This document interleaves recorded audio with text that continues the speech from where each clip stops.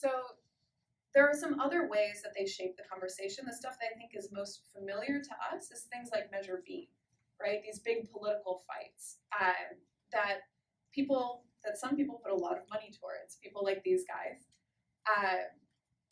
And I wanted to show you like how I think it's easy not to notice that these folks that fund things like Measure B, that are pushing these pension attacks, they all have really similar backgrounds.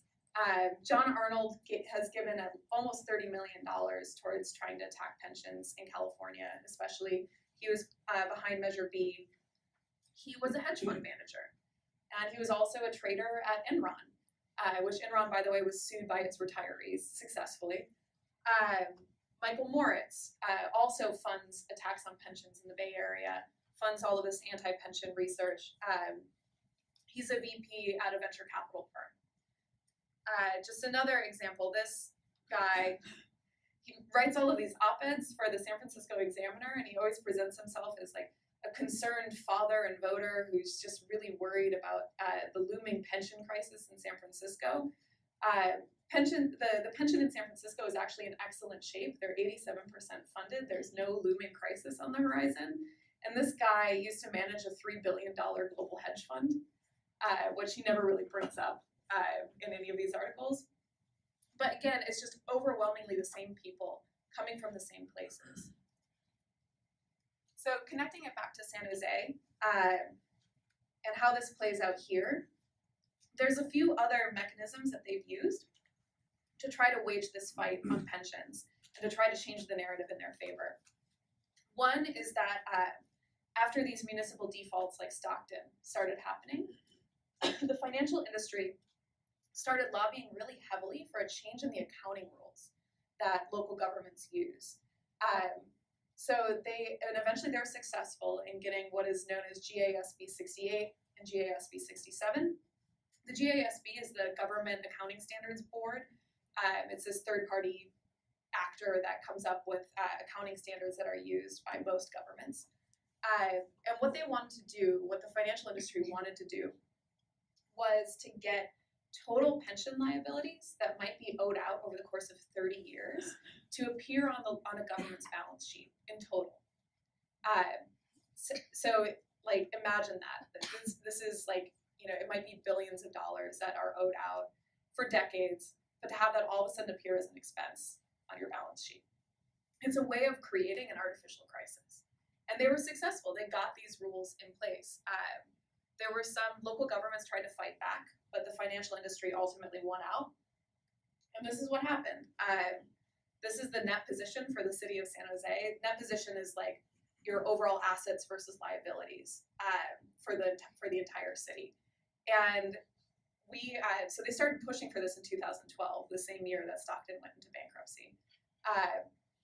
It gets implemented in San Jose in 14-15, and all of a sudden go down $2 billion in your net position. To give you some context, when the recession hit hardest in 2011, net position was still around $5 billion.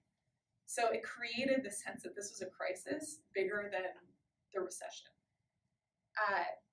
And it's also not a coincidence that when these things start to go into effect, this is when Measure B happens, right? This is when folks like, when you have the wrong people in power, we had Chuck Reed as the mayor, all of a sudden they're concerned, what's going to happen to our credit rating? What is Wall Street going to think of us if now we have to put all of our pension liability on our like balance sheet? So how do we eliminate pensions? Like, how do we do their bidding? That's why Measure B happens. That's why you also get statewide pension reform, which actually I think PEPRA was a good form of pension reform that didn't cut benefits but made pensions more sustainable. It was a political choice at the end of the day, whether or not folks decided to go the route of cutting benefits and going back on promises, or making pensions a sustainable benefit. And in this case, Chuck Reed and folks like him were gesturing towards investors saying, we're willing to do your bidding, we're on your side. And I also wanted to show this to you guys, because in order to do this, in order to make these pension cuts happen, to try to orchestrate them, the city actually invested a lot of money in trying to design this stuff. What they did is they're actually they're adopting a strategy or a tactic that was used by the private sector when they undermined pensions and when they started to attack unions, which is that they hired consultants, anti-union consultants, to come in and design concessions, push concessions, and design pension reform. So we went through and did a search of public records and found that the city spent around $7.2 million in legal fees in order to orchestrate Measure B and to try to get pension concessions from folks here. This used to be, for decades, this was common in the private sector and used to be rare here, but now it's becoming more normal. And just one example, some of these folks, some of these attorneys that they hired were paid $350 an hour to design Measure B. So that's the depressing stuff, but we also know that we fought back. That unions were able to file a lawsuit, block Measure B from happening. We were able to block a really draconian form of pension reform in San Francisco. So far, we've won, right? And the continued existence of our pension fund is a testament to how strong we are. And ultimately, we're saying that we don't have to transition to this world where retirement is only for the rich and where most people have to work for the rest of their lives. So in the next presentation, we're going to talk about some of the things that we can actually do here in San Jose to try to be more proactive in pushing back on this message and pushing back against Wall Street, because they're not going to go away. This is going to be a continued fight.